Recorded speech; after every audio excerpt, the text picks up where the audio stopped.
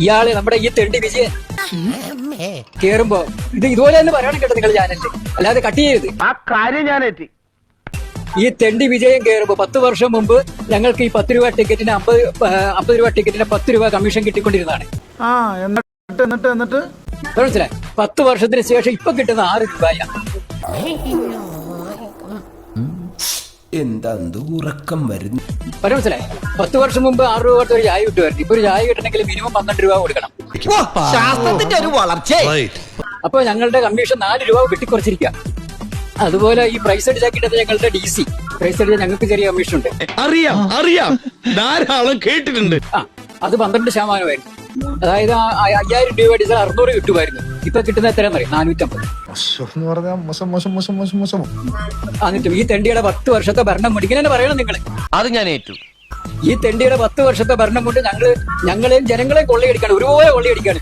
വെറുതെ പോരടിച്ചിപ്പ സമയം കളയാൻ ഒരു തമാശക്ക്. അപ്പൊ തീവട്ടിക്കുള്ളിലാണ് ഇവര് കാണിക്കുക. അതുപോലെ തന്നെ ഇയാൾ രണ്ടാമത് കയറുമ്പോ മെമ്പറിന്റെ ഞങ്ങൾക്ക് DC 12% ആക്കിയിരുന്നത്. 2 പ്രാവശ്യം കഴിഞ്ഞപ്പോ അത് 10% ആക്കി. ഇങ്ങനത്തെ എന്തൊക്കെയോ ഹോബികളാണ്. അയക്കെന്താ പ്രാന്താണ്. അയ്യോ പൊന്നു മോനെ, പ്രാന്ത് എന്ന് പറഞ്ഞ ഈ സൂക്കറിനെ കുറച്ച് കാണരുത്. ഇത് അതുക്കും മേലെ. അതായത് ഭരണം കിട്ടിയല്ലോ, പിന്നെ കൊള്ളയടിക്കാമല്ലോ. എന്നിട്ട് ഇതെല്ലാം അമേരിക്കയെ കൊണ്ട് നിക്ഷേപിക്കണ്ടേ? ഞാൻ അത്രക്കാരൻ നിന്റെ അച്ഛനെങ്ങാനും 6 മാസം കൂടുമ്പോ ക്യാൻസറിന് ചികിത്സിക്കാണെന്നും പറഞ്ഞോട് പോണല്ലോ. അപ്പം അത് 10% ആക്കി ഞങ്ങളുടെ വെട്ടിക്കുറച്ചു. പറയുന്നത് ഇങ്ങനെ തീവെട്ടിക്കൊള്ളയാണ് ഇവർ കാണിക്കുന്നത്. ചെറിയ വട കൊടുത്ത് വലിയ വട വാങ്ങിച്ചു. അവർക്ക് വസ്ത്രം വാങ്ങിച്ചതിന് 11 കോടി. വസ്ത്രം വാങ്ങിച്ചതിന് 11 കോടി. ജനറേറ്റർ പ്രവർത്തിപ്പിക്കാൻ 7 കോടി. പാലത്തിനടിയിലെ കല്ല് നിരത്തിയതിന് 1 കോടി. വിഷുക്കോടിയാ ഓണക്കോടിയാ? അല്ല, 1.5 കോടി രൂപ. 1.5 കോടിയാ? അതേടാ. മൃതദേഹം സംസ്കരിക്കാൻ 2,76,00,000. സ്വന്തം ഇഷ്ടത്തിന് തട്ടിവിടുന്ന നാക്കെടുത്താന്നുണേ പറയൂ. വളണ്ടിയർമാരുടെ ഗതാഗതം 4 കോടി. അടിച്ചു മാറ്റിയില്ലേ?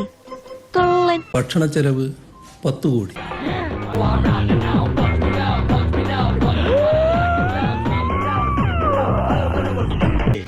ബേലിപാലം 1 കോടി.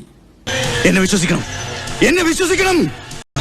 എന്താടോ തനിക്ക് ഞാൻ പറഞ്ഞ വിശ്വാസമായില്ലേ എന്ന് വിശ്വസിക്കണമെന്ന് ആഗ്രഹമുണ്ട് സാർ. പക്ഷേ ഇങ്ങനെ അത് ആരും ഞെട്ടിപ്പോകുന്ന തരത്തിലുള്ള കണക്കുകൾ. അതെ ആ മുഖത്ത് എഴുതി വെച്ചിട്ടുണ്ട്.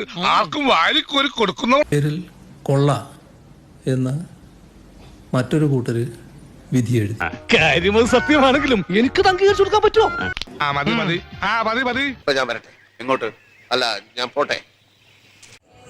സബ്സ്ക്രൈബ് ചെയ്തിട്ടുണ്ട് പൊന്നു മോനെ.